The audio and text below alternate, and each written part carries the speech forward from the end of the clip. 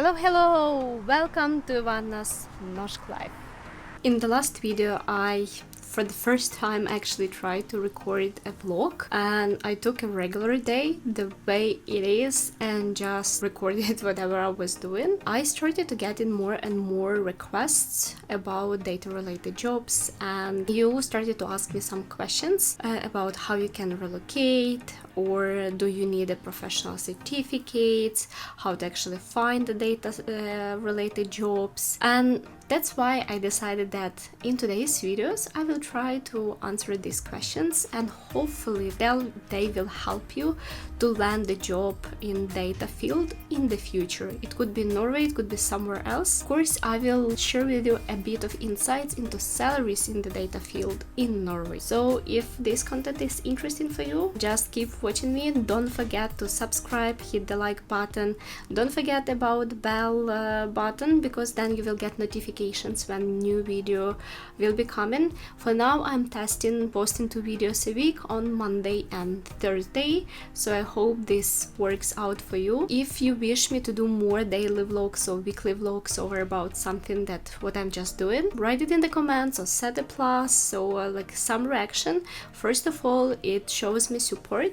Second of all, when you subscribe, when you like my videos and write comments, it helps other people to find this information that could be useful to them, but just YouTube algorithm is not showing.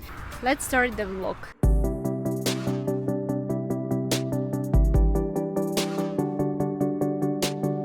When we talk about data related jobs or data professionals, do you think about data analyst, data scientist and data engineer jobs? Or there either is anything else that you could do data related, right? Actually, it is much more different types of professions that are working with data and that you could search for a job in Norway. And among those are actually doing a PhD in the field related, where you need to do data analytics. Then, of course, there is a postdoc possibilities in the universities that you also could apply for and work with data.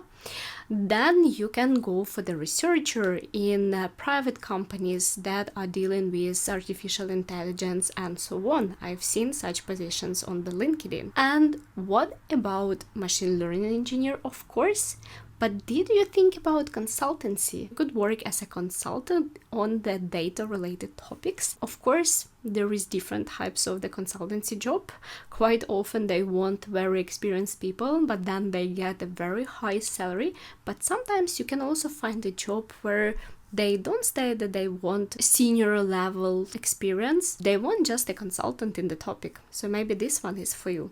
So then let's look. This is 9 different data related jobs you could apply for that I just came up with. If there is something that is missing, write them in the comments, so I will also take a look at. Because in order to prepare this video, I actually checked the job descriptions for all of these jobs. I'm actually receiving one of the most popular questions is how to transition to data related jobs, or how to find a job in data field in Norway. And I've been thinking for a while now. I think a couple of weeks actually. I've been walking around and just thinking how I did this transition, how I know like people that I know who did this transition. Also checking out some information about job descriptions and so on. And I'm not sure if it's the whole list, but I came up with the list of steps that you could do, and also things that are important if you want to transition into data job. So first of all, let's talk about education. Do you really need to have a computer science education? And the answer is no, but you need to have a higher degree education. The best it's like bachelor or up. And of course, if you have education in the agriculture and then you want to work as a data analyst and so on, of course it's a huge question. Why should Norway allow you with with the degree in agriculture to come and work as a data scientist, right? So in this case, I think some of the professional certificates would help you out, but in reality, of course, the best case will be if you search for a data related job with respect to the application field you have your degree in. But in general, just a degree also could be enough, so that's why I would try, even though maybe it's a bit far away. If you cannot get it or you cannot land it, then go for professional certificates. So this would be on the education itself, because the only thing, it is data related job, it is a high skilled job,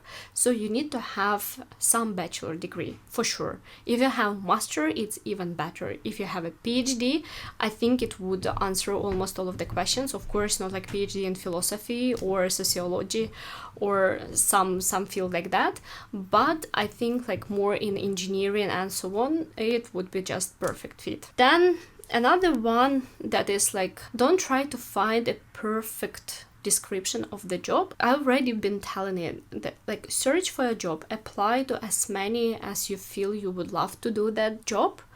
Do not skip or like wait for only one perfect job description. Be ready that it may take time, like really can take time, like half a month, half a year, maybe even a year for you to find a job in Norway, or it could be 1 month, depends how lucky you are. And meanwhile you are searching for a job, you are applying for a job, I would recommend to keep tracking like on the different job descriptions what they really need, because quite often what they want you to be able to do is to know SQL, to understand the business side, so it's kind of application field. And what is the business side? Business side is when you're developing something, you need to consider the business goals. So how much money you would lose if you don't do that, or how much money you would lose if you don't do that.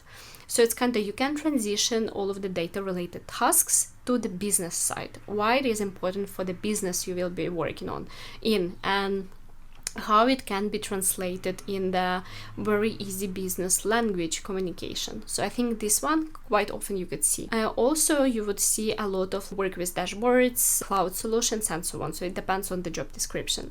But in reality, I think it's very critical for you even to find some open source data on which you can practice and do stuff, and then in this way to build your portfolio. I would focus on that one. If you apply for a job and you're not getting invited for interviews, try to build your own portfolio, include it in the GitHub account, practice to work in the GitHub, and then keep applying more and more. And also, if you try to do a transition into data related jobs, consider startups in Norway. I really recommend you as an entry job, try to go in startup. Many people maybe will argue with me that it is hard because you will get a lot of mixed responsibilities. Yes, but you will learn much more, and it's much easier to get a job in the startup. They are more open to have people without Norwegian language. Yes, you will have a smaller salary, but it's a nice entry point. You will be having a job and salary. So I would definitely recommend to those who are trying to transition to consider startups, and then later on you will be getting more invitations and so on from the larger companies, because I think to find a job in the larger company will be much more. First of all, they are known, more people apply for jobs, then you are competing with many more people that probably could have much better CV, experience, education than you have. But with startups, it could be a bit different, because people would be not that much interested to go in for a lower salary, or maybe they don't know about those startups. And if you want to know where to search for a job, I have this video about top 10 websites finding a job, and there I also say about websites for startups, because there are some websites that are specifically for startups. Check it out after you finish watching this video. And let's go to the next point. Do you need professional certificates? Let's start about me. I don't have any professional certificates. So, honest answer, I really don't. But I work as a data scientist. as you know. Because I believe that in majority of the cases, no, you don't need to have a professional certificate. Of course, it will be a plus, but you always can work on it and get it afterwards. It's not that huge deal. If you have it, it's a plus. If you don't, just look for a job that doesn't require. I think a year ago when I was searching for a job, it was much more required, like these professional certificates. Now I see that it's less required.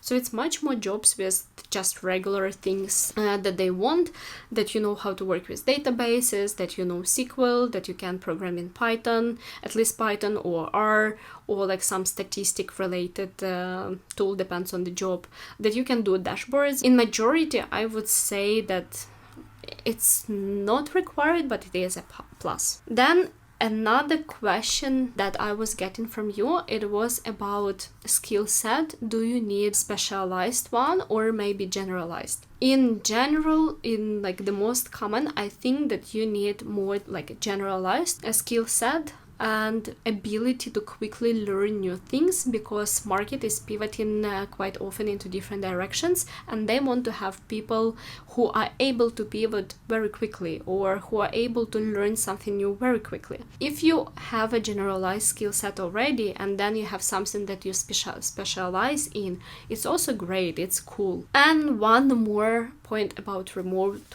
work. Yes, in Norway it finally becomes more and more popular to get a remote work in data-related field.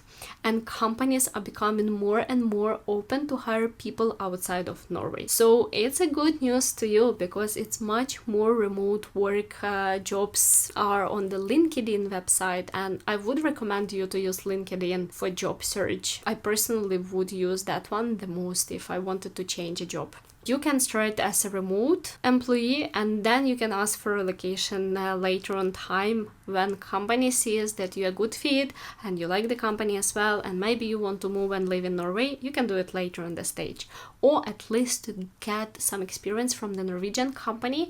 Being inside your country is also good, because then it's much easier to find a job in Norway afterwards. So yes, remote work becomes more and more popular, and I hope that it will keep getting like that. And actually also another good news to you is that in the past year or two, it's exploding with data related jobs, and especially data scientists, data analysts. Companies need these professionals and specialists. So for those who are interested in this field, I think it's only starting in Norway to having like this huge deal of getting these people in. So you have a good chance to jump in now, get some experience, and then in 1-2 years to be able even to select the company you dream about. And the last one, it's about average salary in Norway. It's very hard to tell you about salary in Norway, especially if you want to look on a very tiny specialization like data analyst versus data engineer and so on. Because Norwegian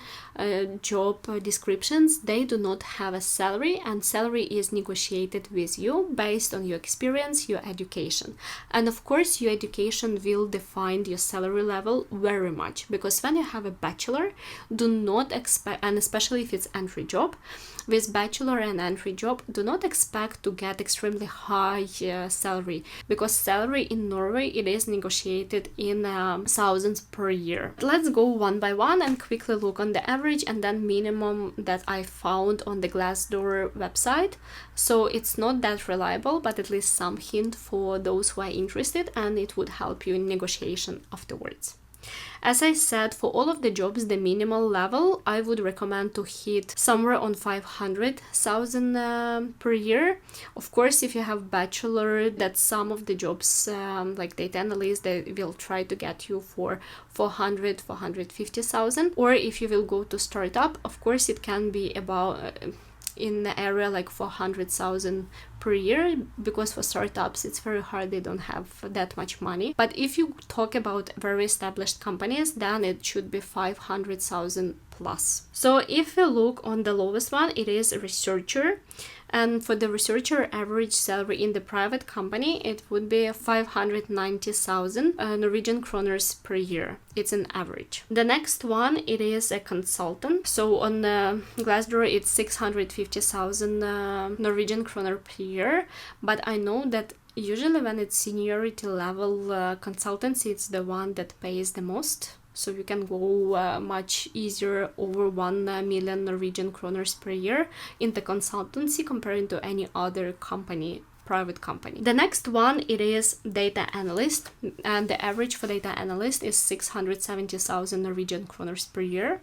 It is followed by a data engineer with 730,000 Norwegian kroners, but I would still say that they are very close to each other. Then it is the next one, it is data scientist with 750,000 Norwegian kroners per year. The final one, it is machine learning engineer with 800,000 Norwegian kroners per year. So this is the average salary. Of course, remember, more experience you have, higher salary you will get. Less experience and less education you have, the lower salary you will get, and it could be much lower than the one that I mentioned as average. Because remember, average, it is if we have an outlier, some person who has received a salary over 1 million, it will drag the average to the right side and it will be not correct. But we don't have anything else to build our discussion on salary. So that's why we have what we have. If I haven't answered on some of the questions, keep them posting up. I can do some rounds on data related jobs information.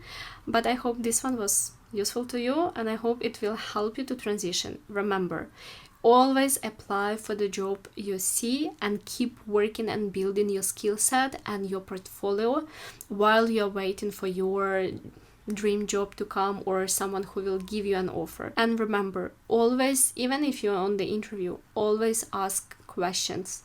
What are we trying to solve? Why are we trying to solve that? And only then go to the question, how can we solve the issue that we have in front of us. Thank you for watching until the end. Don't forget to hit the like button, subscribe to my channel, support me because I really need this support and more people would be able to find this information and we would make more people happy in the world, and this is a great thing to do, right? See you next time. Bye.